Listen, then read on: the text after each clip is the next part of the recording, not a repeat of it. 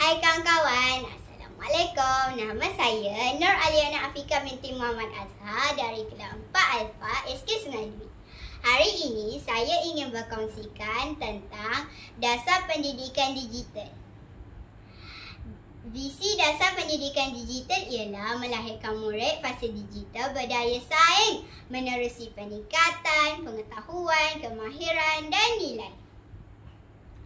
Objektif utama dasar pendidikan digital ialah melahirkan murid fasa digital untuk memenuhi era digital.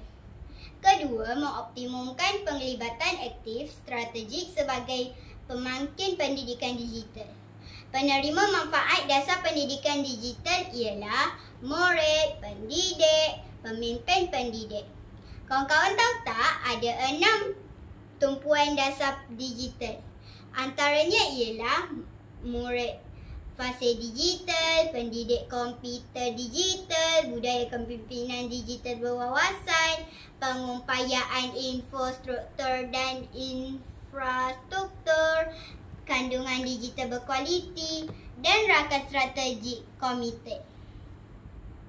Contoh bahan pendidikan digital ialah buku digital, Kahoot, YouTube, D5 dan Google Classroom. Baiklah kawan-kawan, sampai sini saja perkongsian dari saya. Sekian, terima kasih. Bye.